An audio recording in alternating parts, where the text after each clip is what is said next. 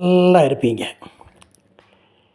இந்த வேலையிலே நம்முடைய உழைப்பை திருடுகிறவர்கள், நாம் சேர்த்து வைத்ததை திருடுகிறவர்கள், நம்முடைய நற்பெயரை திருடுகிறவர்கள், நாம் வேலை செய்கிற கம்பெனிக்காக உழைத்த உழைப்பை மதியாதவர்கள் பல வகைகள், பல மனித கூட்டங்கள் இன்றும் இந்த உலகத்தில் உலாவிக் கொண்டிருக்கிறது. அப்படித்தான் தாவீது ராஜா, அவன் சவுலுக்கு பதிலாக, சவுல் பயந்த கோலியாத்துக்கு அவன் வென்றான். அதுவும் எப்படி? ஒரு கவன்கல்லில் 5 கல்லை பொறுக்கி ஒரு கல்லை போட்டு கோலியாத்தை வீழ்த்தி அவனுடைய வாளையே எடுத்து அவன் தலையை அறுத்து கொண்டு போனான். இது சரித்திரம்.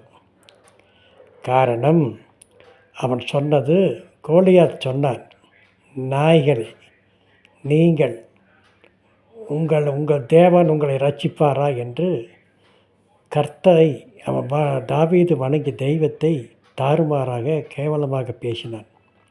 தாவீது சொன்னான், நான் வணங்குகிற என் தேவனை, என் கர்த்தரை நிந்தித்த அந்த பலத்தோடு, அவருடைய பலத்தோடு நான் சண்டைக்கு வருகிறேன் என்று அவன் சென்றான், வென்றான் என்பது கதை. இதே போலத்தான் ஒரு தேனீக்களுடைய கதையை கேட்டீங்கன்னா நன்றாக இருக்கும். தேனீக்கள் எல்லாம் ஒன்று சேர்ந்து தான் கூடு கட்டும், தனியாக கூடு கட்டாது. அதுபோலத்தான் கூடு கட்டியவுடன் மனிதன் போவான், தேனீக்களை முறுக்கிவிட்டு அந்த கோட்டை அறுத்து வந்து தேனை என்று விற்கக்கூடியவர்கள் தான் மனிதர்கள்.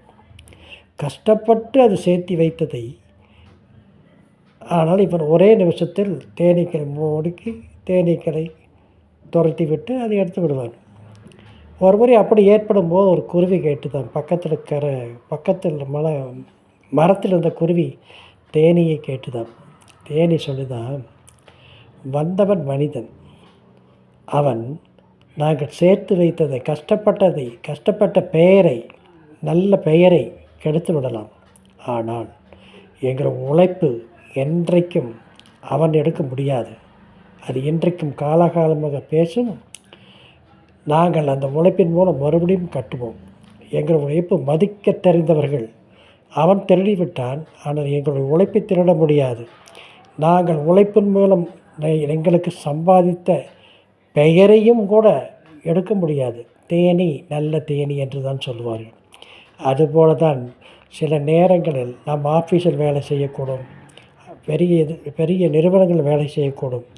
நம்முடைய உழைப்பை மதிக்காதவர்கள் நம்மளை துரத்தி விட்டாலும், நாம் செய்த அந்த கம்பெனிக்காக, அந்த நிறுவனத்துக்காக செய்த உழைப்பு மற்றவர்கள் நம்மிடமே வந்து சொல்வார்கள், நீங்கள் இருந்தால் இப்படி நடந்திருக்குமா என்று. என்னை கேட்டுக்கொண்டிருக்கிற சகோதரனே, சகோதரியே, உண்மையாக உழைத்து பாருங்கள். தேனியின் உழைப்பை யார் திருடினாலும் நம்முடைய உழைப்பை யாரும் திருட முடியாது, ஒன்றும் பண்ண முடியாது, எதுவும் பண்ண முடியாது. அதனால் தான் சொல்லுகிறேன், நீங்கள் உண்மையாக உழையுங்கள். உங்களுடைய உழைப்புக்கு என்றும் நற்பெயர் உண்டு. நாளை சந்திப்போமா? லைக் பண்ணுங்கள், ஷேர் பண்ணுங்கள், சப்ஸ்கிரைப் பண்ணுங்கள்.